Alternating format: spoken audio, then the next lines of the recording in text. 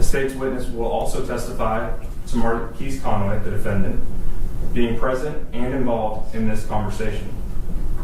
The state's witness will testify to the amount of money that was to be paid for the murder.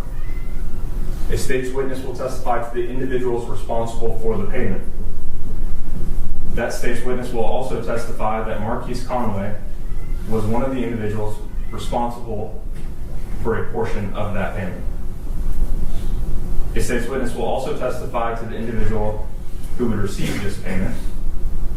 The state's witness will testify that Kewan White was, in fact, the individual to receive this payment, who was originally indicted in State's Exhibit Number 1, the probable cause, which is before this court. The state's witness would also testify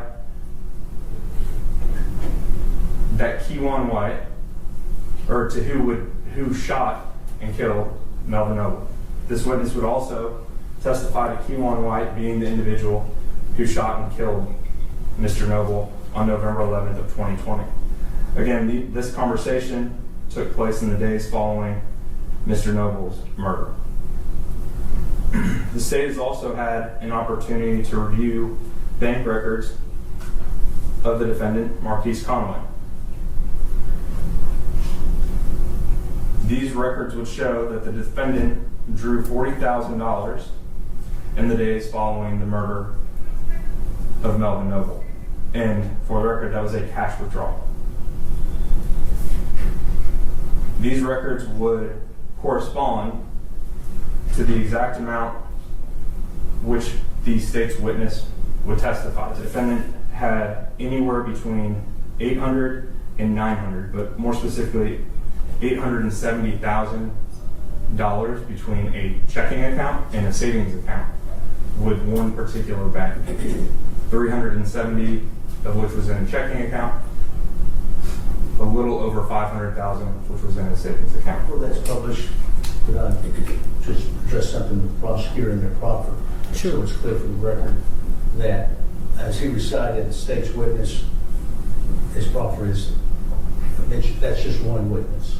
Correct. Multiple. Call it the specific in the proffer was when the date that this witness purported to hear this conversation. I do not have the specific date written down, but I know it was in the days following the offense.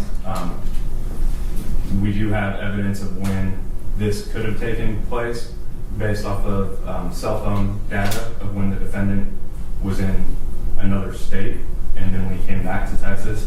So we believe we have a time frame. As far as the exact date, I do not have at this time.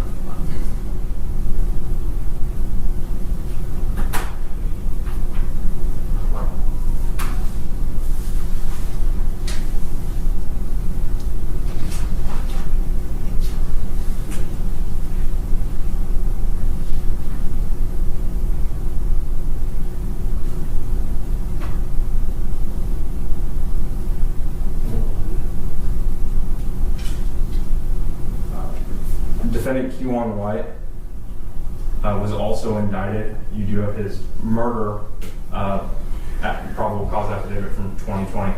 He was also indicted at that same time for Dr. Randall Graham, who also sustained injuries, a neurosurgeon who was heading north on I-35 that day and was struck as well. However, he did survive. Would be that there were a total of 44 fired cartridge casings, all from the same style of firearm. Ransom owning a 2017 Denali? Yes. And what is that Denali, what is special about that Denali? It's bulletproof. It's bulletproof. Well, let me ask it this way. Are you where your grandson was shot in Plano? Yeah, I was there. You weren't there at 3 a.m., were you? I was at the hospital. Correct. Okay. Mm-hmm. Absolutely. The court is going to reduce the bond to $750,000. The court took into consideration, certainly, the biggest consideration was the offense, the severity of this particular offense. It's pretty egregious to watch that video.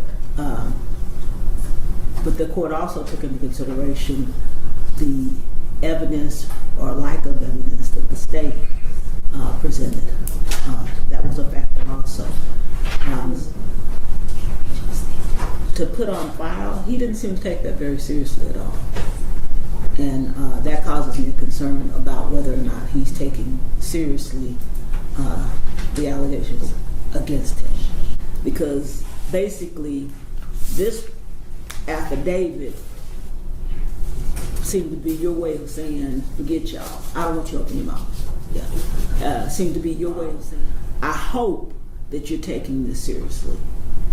Because your responses in this affidavit kind of indicate that you're not. You understand me? Yes, ma'am. Okay. Is there anything? All right. Thank you. Thank you, Judge.